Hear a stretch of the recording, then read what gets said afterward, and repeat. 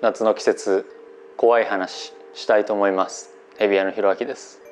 今日は驚くとボールのように丸々習性を持つボールパイソンというヘビの飼育におけるちょっとこんな怖い話があったよっていうお話をご紹介したいと思いますけれども、生き物と飼っているとどんなに気をつけて飼っていてもさまざま痛ましい事故っていうのがあるんですね。うちもそういう事故がないように極力気をつけながら生きてはいるんですが、それでもみんな一緒だと思うんです。うっかりしてたみたいなのってないと思うんですけど、気をつけてた上で発生してしまう事故みたいなのがいくつかあって、何年か前にね、知り合いのオランダのブリーダーのその飼育施設が火事で全焼したっていうことがあったんですね。その人は輸出をよくしている方で、自分の生き物だけじゃなくてそのいろんな人の輸出を手伝ってあげる会社があって、その一時保管、輸出の飛行機に乗せるまでの一時保管のとこまで含めて全焼したっていうのがありました。これはね、ニュースにもなって非常に痛ましい燃え尽きた施設の写真とかっていうのも輸入業者みたいなところに回ってきたりはしたんですけど、彼のその、再生のためにみんなで少し寄付をしたりしようみたいな動きになるぐらいまでなったんですけど、これなんで起きたかっていうと、保温器具のショート、箇所のそのショートだけで全部に燃え広がって、生き物が一匹残らず死んでしまったっていうことがありました。火事とかってやっぱり定期的に聞きます。しかもこの保温器具の劣化とかで生き物が死んでしまう、施設が丸ごと燃えてしまうってことは聞くので、うちも怖いなと思うので、そういうことがないような工夫を極力してはいるんですけど、これ誰にでも起こりうることだと思うんですよね。その保温器具って言ってみれば消耗品なので、電気があって回路に負荷をかけて熱を発生させてるわけだから、かかり続ければいつか壊れるわけですよね。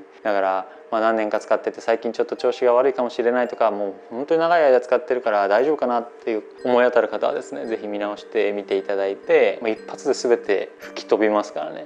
点検してみていただければいいなと思います。保温器具は消耗品です。2つ目はですね、ボールパイソンって複数匹を1匹の入れ物で飼うことって別にできるんですよね。こういう中に2匹とか入ってても十分なスペースがあって、相性が悪くなければ飼うことができるんです。繁殖とかさせる人はですね、特に1つのケースに2匹とか入れて交尾を促したりするんですけど、っていうぐらい複数匹で飼うことはできるんですね、本来。でもその油断しすぎると、こんなことがあったよっていう実際にあった話があって、一つのケースの中で2匹飼っていました。1匹に餌をこう見せたけど食べなかった。でもう1匹はどうかなと思ってあげたら食べた。巻きついて噛みついたから、あとは5分ぐらいして飲み込んだらそれで OK かなっていうことで、そのケースを戻した。30分ぐらいにパカッて開けてみたら1匹しかいなかったっていうことがあったらしくて、最初は食べないふりをした A っていうヘビが B っていうヘビが巻きついて食べてるのを見たら、なんかちょっとやっぱ食べる気になったみたいで、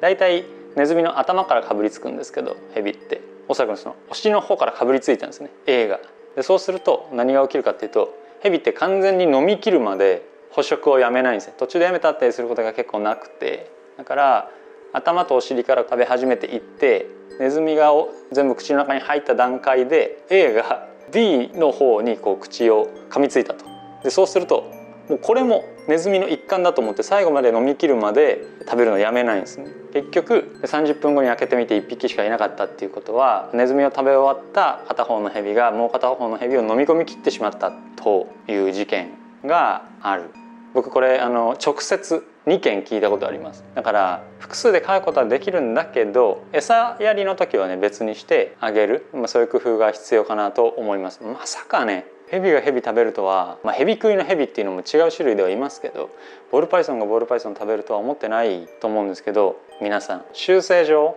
口をつけたら最後まで飲み込み切るっていう性質があるので、餌やりの時はね気をつけてあげたいなと思います。だってさ、ペットで2匹飼っててね、1匹が1匹食べちゃったってなったらもうなんか辛すぎません？もうその子を見るたびに死んでしまったこの子供を思い出すしみたいな、情緒が大変なことになるので、餌やりの時とかっていうのは気をつけてあげてほしいなと思います。3つ目の怖い話は、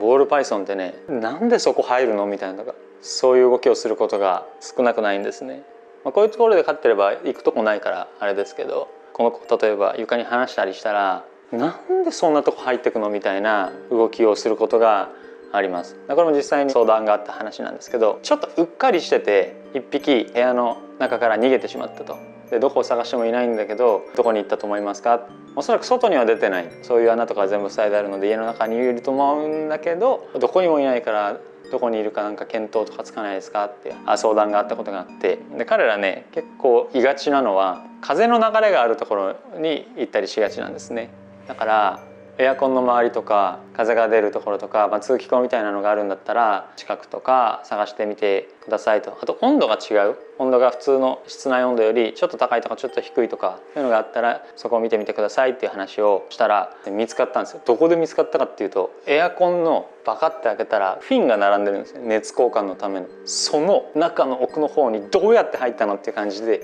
見つかって、で結局ねどうやっても取り出せない。エアコンのフィンってシュパンってやったら人間でも切れるぐらいのあれだからこう引っ張るわけにもいかないしどうしようということで、結局はそのエアコンの業者に来てもらってエアコンを解体して破壊して取り出したっていうことがありました。その様子とかね伺ったり写真とか見せていただいたりしたんですけど、上手に撮ろうと思ってもやっぱり逃げるから体は切れちゃうし痛ましいお話でした。でこれ怖いところは1件じゃないんですよ。相談が1件じゃなくてやっぱりもう何件もそういう相談とか報告とかっていうのを受けていて、その度にいろんなとこに入るね君はと思いつつ、うっかり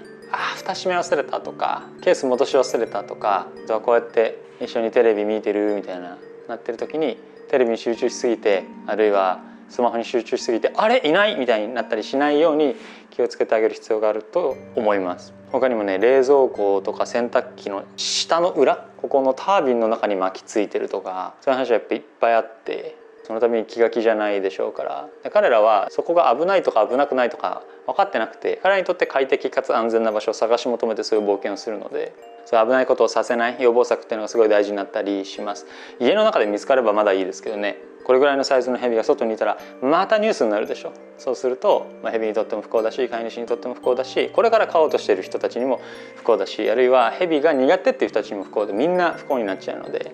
そういうことのないように生活してあげてほしいなと思います。やっぱ違う種と生きていくっていうことはさまざまな事故とかさまざまなトラブルとかさまざまな予想外が発生するので、そういう事故とか予想外が発生してしまうと悲しい事件怖い話になってしまうから、先回った予防策を講じながら人間の側の生活に彼らを来てもらってるんだっていうことを意識しながらご安全にボールライフペットライフを過ごしていただければいいなと思います。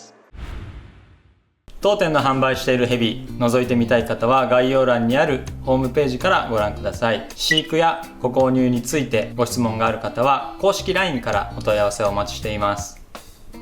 国産の自家繁殖ラットの定期発送サービスも行っております。概要欄にあるラット専用公式 LINE からお申し込みください。ただいま期間限定で毎月12名の方に送料だけで10匹のお試しサービスを行っております。ご希望の方はラット公式 LINE からお試しラット希望とメッセージをください。